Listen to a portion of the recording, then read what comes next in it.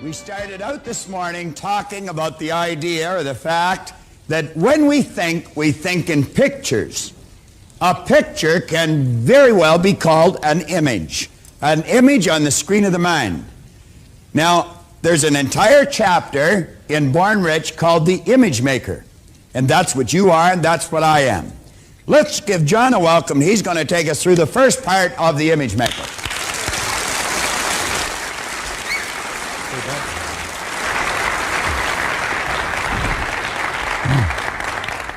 Are we ready? Yes! How do you feel? Wonderful! You know, a number of years ago, I had an opportunity to work in a couple of educational institutions. And if you were to go, how many people are from Mississauga? We got some people from Mississauga. You know, as you go up Highway 10, just past Eglinton, you see two big buildings on the left-hand side if you're going north. And one building is the Peel Separate School Board, and the other one is the Public School Board. And I've had an opportunity to speak in one of those beautiful buildings. And any time that I ever go there, I always speak on this subject, psycho-cybernetics. And one of the reasons I speak on it, because really, I think it's the bottom line in not just selling, but in living, period. Because Maxwell Maltz has probably put together the best piece of material that has ever been put together on this subject called psycho-cybernetics. Now, when I go to any one of those places, I will put something like our stick person on the board, and I will put the idea in the bottom part of the personality that we've been referring to, the subconscious mind. And then I will write in there, SI, and I ask them to let that represent what is called their self-image. Now, I want you to really think about this. I start off every single self-image seminar exactly the same way.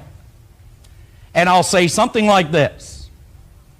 We don't have what is called a drug problem on our campuses today. Not at York University, not at the local high school, not at any school in this country. And I will deliberately walk to the podium and I will stop. And I'll pause for about 30 seconds after I make that statement. And you can see people elbowing each other or whispering to each other, wondering, where did they get this one? Because you see, that's kind of a ludicrous statement. Bob mentioned this morning that dis-ease is a symptom. The use of drugs is a symptom, behind which there lies a cause. Because we don't have, as Maltz mentioned, we don't have a drug problem, we don't have a drinking problem, we don't have a financial problem, we don't have a relationship problem, and we don't have, you could say, a productivity problem. The only problem we ever have with respect to those areas is a self-image problem. Now put your thinking cap on and examine this idea. I started off this morning and I said this. You can take anything that I'm going to say, or Bob, and you can reject it. You can do that. Or you can take the information and you can accept it. You can do that. Or you can just neglect it. And I said, don't accept, don't reject, and don't neglect what you hear. But I mentioned that only a fool would not take an idea. Kick that idea around to see if it would change, alter, and or improve the end result for a happier, healthier, more productive life. You see, if there was one thing that I ever wanted to get across to my kids or to you, is that our self-image, it sets the boundaries of performance in your life and in mine. We cannot outperform our self-image. We will never do it. Whether it's weight, and Bob will go over this in detail, whether it's income, whether it's relationships, no matter what it happens to be, our image is the governor that sets the boundaries of performance in each and every area of our life. Our image. Now think about this. I want you to imagine for a moment, I want you to go way back to when Socrates was teaching. Now Socrates taught much, but he wrote very little. Plato took what he learned from Socrates and he put it into words, and we were all the benefactors of the work of Socrates. So Socrates decided that he was going to try to use an analogy to teach people something about this governor, about this concept, about this belief system, this idea, this image of self, and how it controls all the performance in each person's life. And this is the way he was able to do it. He said, I want you to imagine all these prisoners in an underground den. He said they have been there since birth, and they're all lined up beside one another. He said they're chained at the neck, they're chained at the feet, and they're chained at the hands to one another, and they all stand in an even line.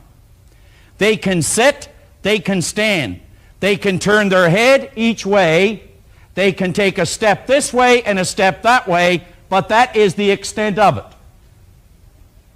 Which is symbolic to mean that many of us stand on what is called this 50-yard line of life, afraid to go for the goal because we might miss. We don't want to go too far back because we might fail. We don't seem to understand that it's got something to do with the concept or the image we hold of us. He said, now, I want you to imagine that they have never ever laid eyes on human life because the cave is dark, they cannot see one another. Now, he said, in front of all of them, there is a big wall from which shadows are moving back and forth. And he said, from these shadows, there are voices coming as though they're coming right from the shadows directly to the prisoners in this underground den. Are you with me? Yes. Now he said, the shadows and the voices are coming from one area of the den. Way back behind these prisoners, there are people walking back and forth, unaware of the prisoners further in the den. And he said what they are people coming in from the ocean, going up through a cave, carrying treasures from their ships that they took at sea. And as they walk by a flaming fire, and as they do, their shadows bounce off the wall of the den and come back at the prisoners who are staring at the wall. And as they speak, their voices travel and they echo from the wall, so it would appear that the voices and shadows on the wall of the den to the prisoners is real. They have no knowledge of what's going on at the back.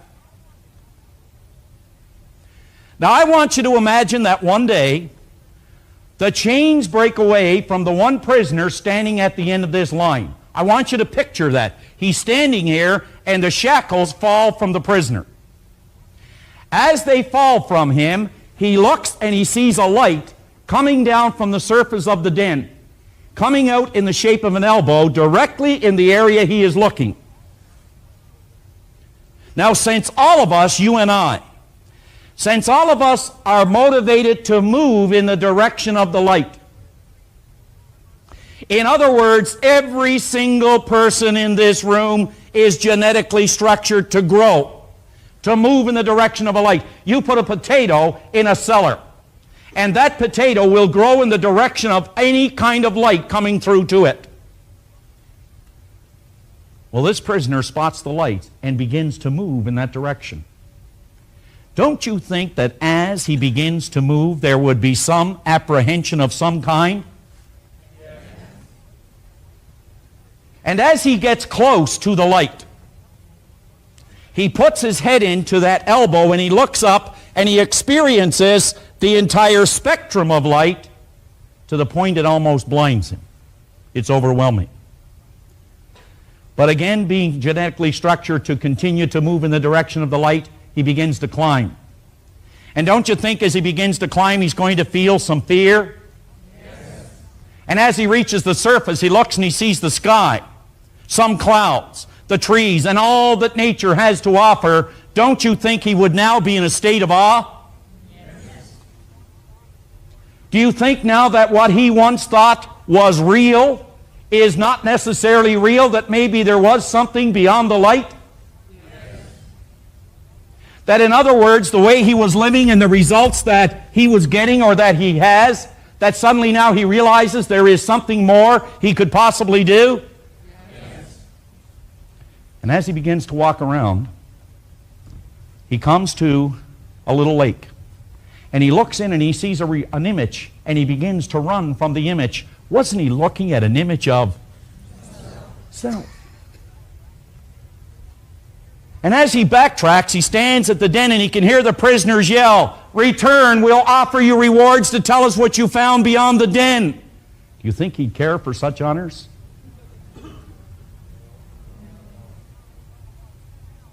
And if he did go down and tell them what he found, do you think they would believe him?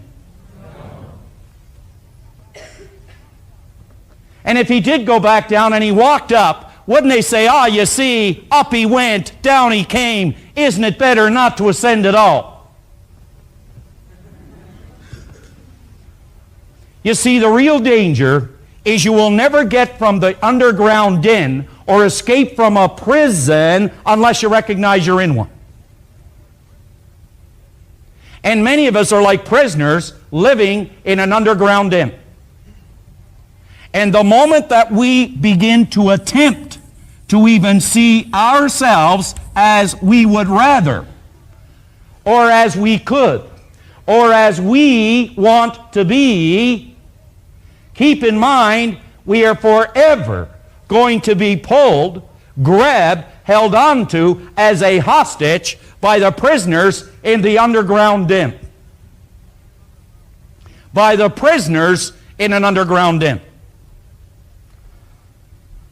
Something quickly that I had on here and it's disappeared. Way over in Africa, they take a little beast when it's brand new. It's called an elephant. And they take this little elephant, they put a chain around its leg. And they take this 3-foot chain and they put it on a little stake and they put it in the ground. And you know, for days and days, this little guy, he begins to pull and pull against the stake and chain, but he's too weak at that time to dislodge it. He tries and he tries and he tries for days and days and days, but soon he gives up because he's too weak to pull the chain.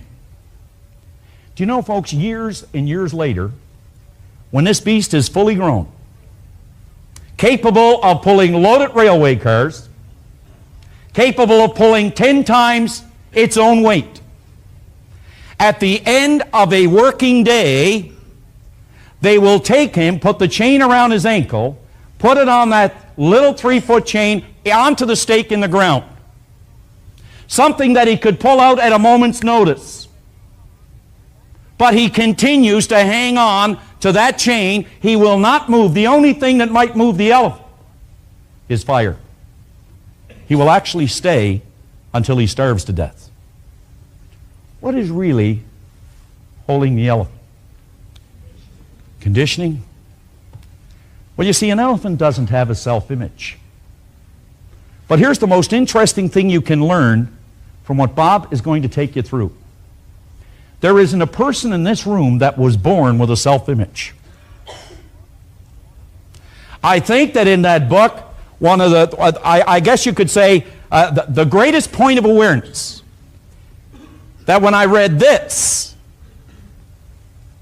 was one thing, that I wasn't born with a self-image.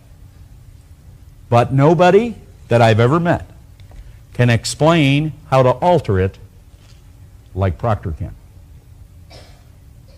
Like Proctor can.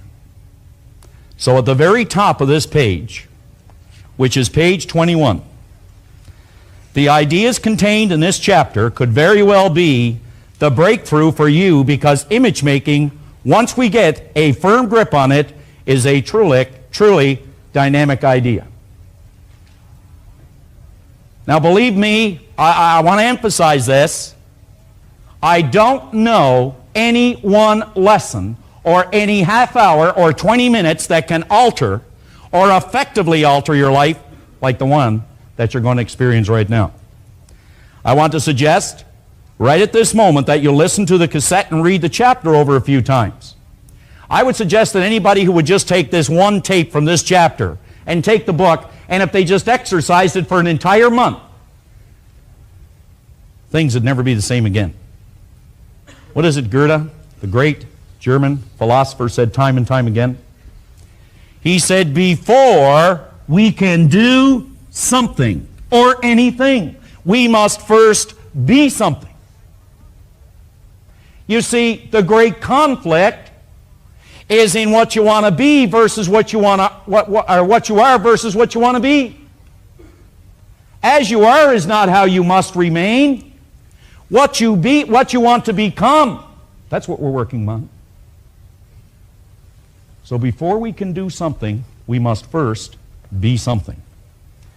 Most people live and die and never fully understand the power of image making. Understand that we are relating this idea to money in this particular chapter and to other areas, as you'll see when we get into it. But I want you to know that once you fully understand the image making concept, you can effectively use it for whatever good that you desire. For whatever good that you desire. You know, the change in relationships alone will absolutely stagger you. Will absolutely stagger you.